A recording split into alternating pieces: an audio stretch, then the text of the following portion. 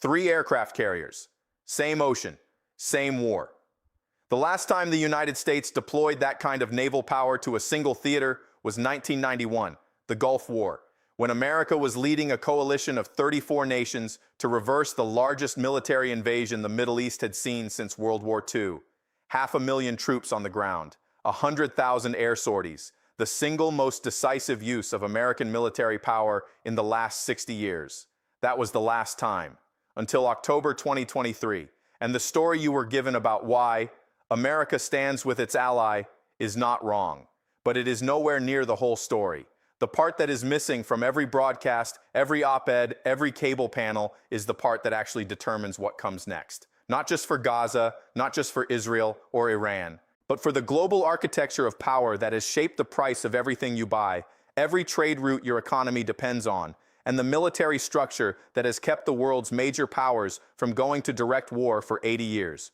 3 aircraft carriers is not a statement of solidarity. 3 aircraft carriers is a message. And that message was not addressed to Hamas. It was addressed to Tehran, to Beijing, to Moscow, and to every defense ministry on earth that has spent the last 2 years watching American arsenals drain into Ukraine and quietly asking the same question, whether the United States still has the capacity, the will, and the strategic depth to fight on more than one front at once. 3 carriers is the answer to that question. By the end of this, you will understand precisely why America sent them, what it revealed about the actual state of American power, and why the most important audience for those ships was not in the Middle East at all. You will understand this conflict better than 99% of people who watch the same news cycle you did, because the surface story and the structural story are 2 entirely different things. There are 3 specific things happening inside this story that mainstream coverage will not connect for you.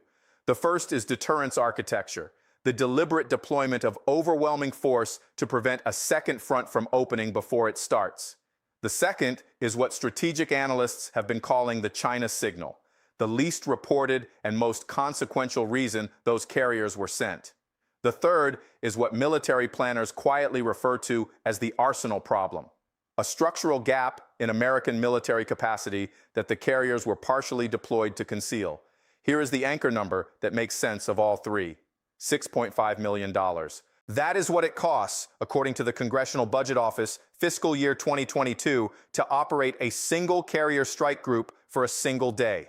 3 carriers running simultaneously cost the United States $19.5 million every 24 hours. 3 carriers was not a reflex. 3 carriers was a deliberate, enormously expensive, calculated decision made by people who know exactly what it costs and made it anyway.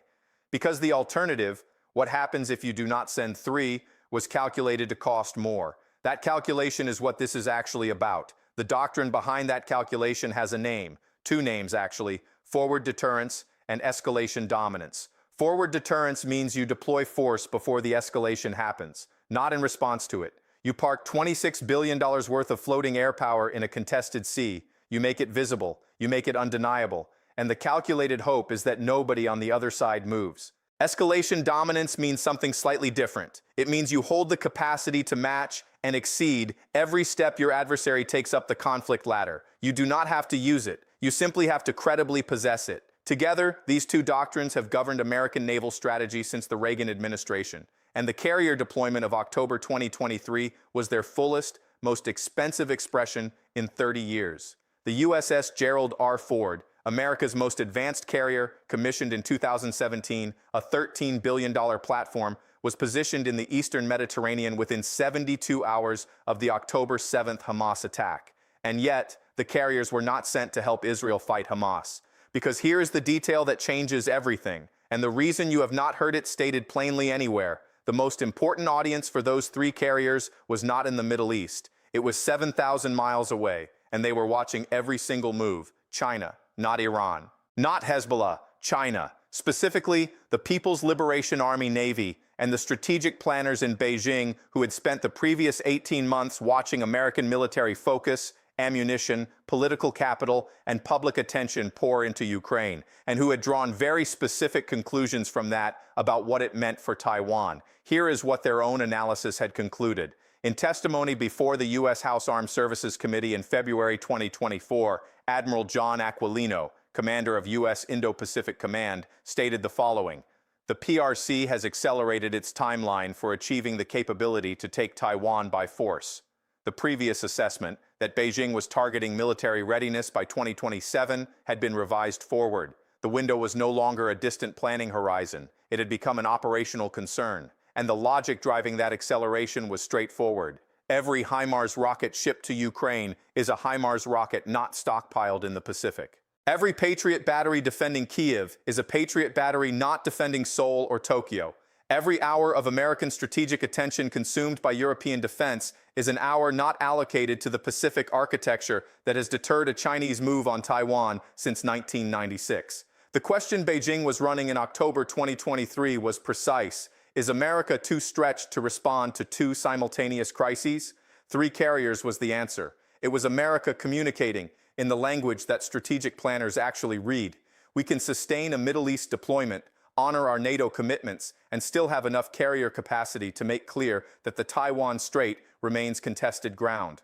General Mark Milley, former chairman of the Joint Chiefs of Staff, framed the logic precisely at a Council on Foreign Relations address in November 2023.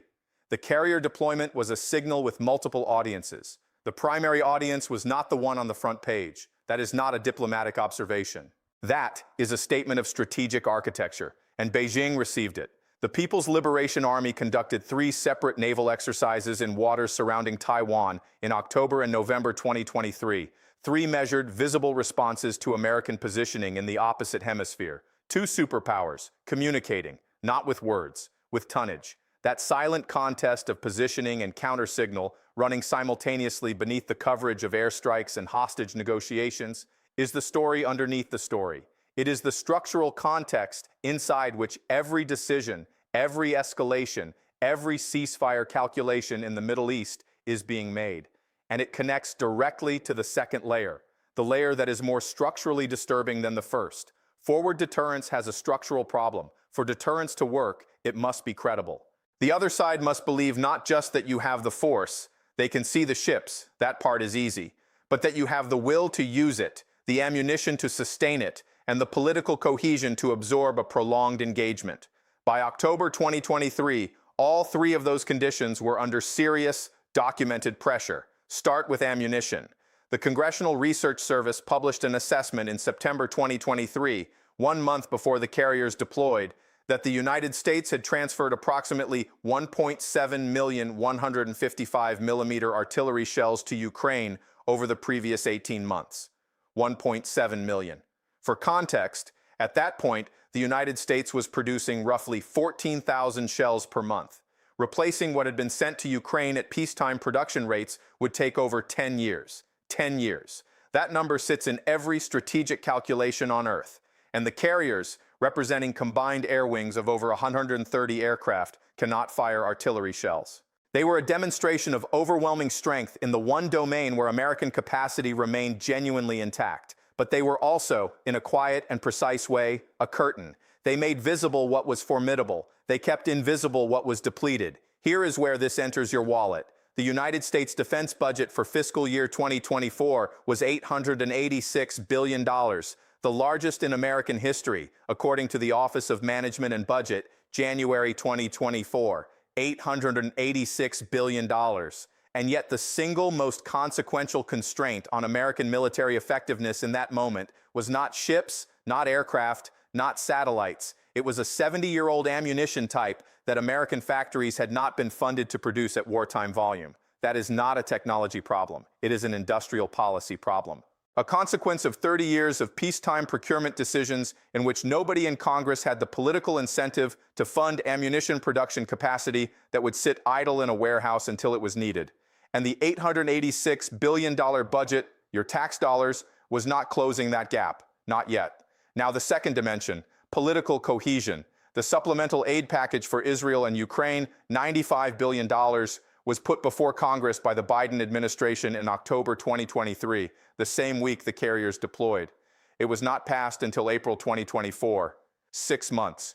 6 months of public political paralysis, live on television, during an active multi-front international crisis. That paralysis was not invisible to Beijing or Tehran. The Stimson Center, a Washington-based security policy institute, noted in a January 2024 briefing that adversarial strategic planners were explicitly modeling American political authorization timelines as a variable in their military planning. Specifically, how long does it take the U.S. Congress to approve emergency military expenditure, and building that delay into their own operational calculations? Read that again slowly. America's adversaries have built American political dysfunction into their military timelines. This is the arsenal problem in its full shape, not just depleted stockpiles, not just production shortfalls, but a political system that has made emergency military authorization slow enough to be treated as a tactical variable by the countries America is actively trying to deter. 3 carriers can cover a great deal. 3 carriers cannot cover that.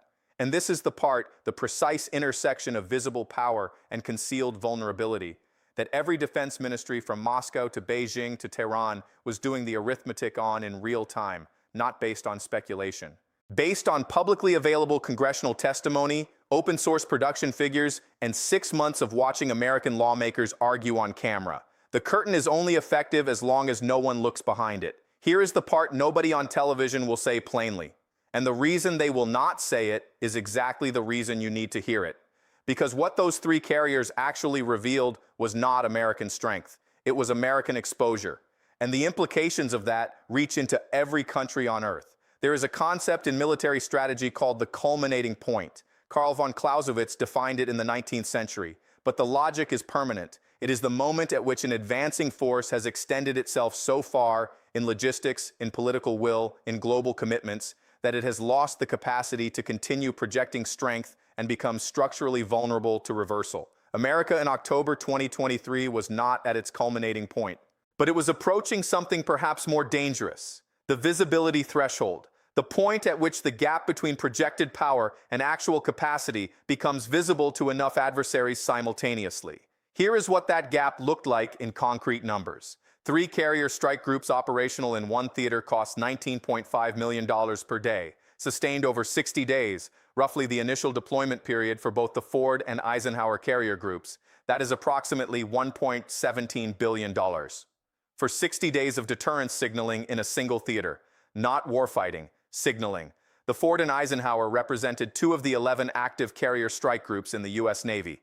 2 of 11 concentrated for months in a theater that American grand strategy does not classify as the primary 21st century theater of concern. The primary theater is the Pacific. And while 18% of U.S. carrier capacity sat in the Mediterranean signaling deterrence in the Middle East, the Pacific Fleet was reduced by precisely that margin.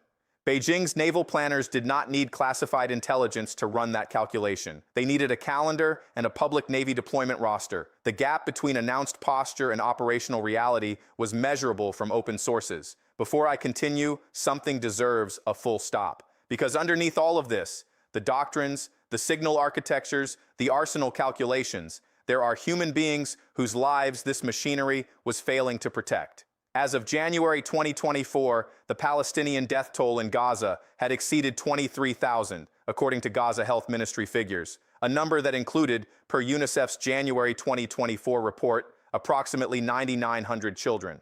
And on October 7, 2023, 2,200 Israelis were killed in a single day, the deadliest day for Jewish people since the Holocaust. On both sides of that accounting, those are people who had names, families, and futures. Every geopolitical calculation discussed in this analysis sits directly on top of that human reality.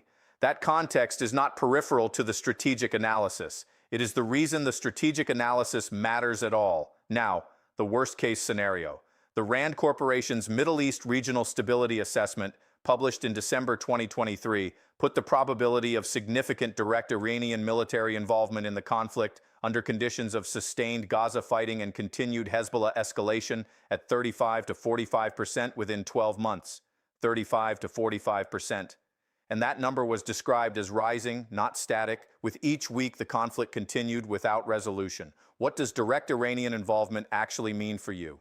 It means the Strait of Hormuz, the 21-mile-wide channel through which 21% of global oil supply transits every single day, according to the U.S. Energy Information Administration's 2023 figures, becomes a genuinely contested waterway. Every student of modern economic history knows this pattern. The 1973 oil embargo, which was not a physical closure of any waterway, simply a political decision to restrict supply, produced a 300% increase in oil prices within 6 months, a recession across every major Western economy, a permanent restructuring of global energy markets, and that was before China was a major oil consumer. In 2024, China imports 76% of its oil through the Strait of Hormuz, according to the International Energy Agency, April 2024. A disruption of that channel does not produce the 1973 outcome. It produces a significantly worse one, because the demand side of the equation is now twice as large and the global economy is twice as interconnected. 3 aircraft carriers were stationed upstream from that channel. That is not coincidence. That is geography as strategy. It is the most compressed illustration of what the carriers were actually doing. Not fighting a war, but holding the architecture that prevents the war that would end the global economy. The carriers were the gate. The Strait was what they were guarding. Step back from the carriers and the Strait and the arsenal shortfalls for a moment. Because here is what all of it, 3 ships, 3 audiences, 3 simultaneous strategic calculations, actually tells you about the specific moment in history you are living through right now. What I want you to take from this is not fear. Fear is not the useful response here. Paralysis is not useful. What is useful is the map, the structural understanding of what is actually being contested and why.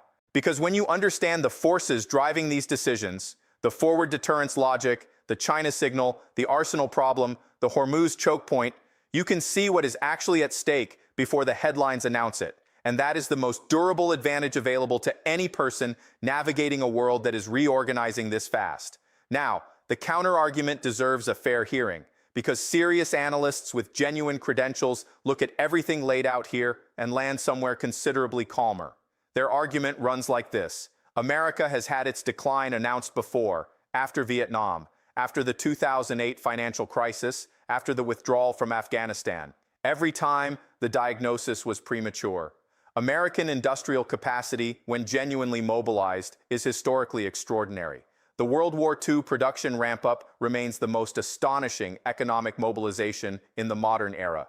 The arsenal gap is real, but it is not permanent. Shell production contracts are expanding, industrial investment is increasing, and the political gridlock that adversaries are modeling may itself be temporary, a feature of a specific domestic political cycle, not a structural American characteristic. That argument is not wrong. It contains genuine evidence. The honest picture, stripped of both the panic and the complacency, is this. The United States remains, by a significant and measurable margin, the world's dominant military power. But dominant is not invulnerable, and the gaps between American commitment and American capacity, the documented ammunition shortfalls, the political authorization timelines, the carrier arithmetic, are real, visible, and being actively monitored by every strategic competitor on Earth, in real time, from open sources.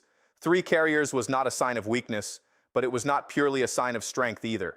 It was the signature of a superpower at an inflection point, still capable of projecting overwhelming force in one theater while simultaneously managing the signals it sends to every other. That remains an extraordinary capability. It is also an extraordinarily expensive one. And the question that defense planners on every continent are quietly working through is whether that capacity can be sustained simultaneously across the Pacific, the Atlantic, the Persian Gulf, and an Arctic theater against adversaries who do not need global reach because they only need to win in one place. Here is what to watch. Watch Pacific Fleet carrier deployment schedules, specifically which carrier groups are assigned to Indo-Pacific Command versus those shifted temporarily to other theaters. That rotation tells you how stretched the global posture actually is. Watch U.S. defense production contract announcements for 155mm munitions, not the press releases, the actual delivery timelines, which are publicly reported to Congress. And watch the frequency of U.S. naval transits through the Taiwan Strait, which has been the most reliable indicator of American deterrence posture in the Pacific for 3 decades. Those 3 indicators will tell you which direction the larger story resolves before any headline announces it. History has shown this pattern before. Imperial overextension does not announce itself with a single catastrophic event. It accumulates in logistics gaps, in political hesitations, in the slow narrowing of the margin between what a power commits to and what it can actually deliver. The Roman Empire did not fall on a single day. Neither did the British one. The pattern is gradual. and it is always most visible from the outside before it is legible from within. America may not be at that threshold. But the three carriers told us it is closer than the surface story admits. Understanding the distance between the projection and the reality, that is the map. The people who can read the map are the ones who see it coming.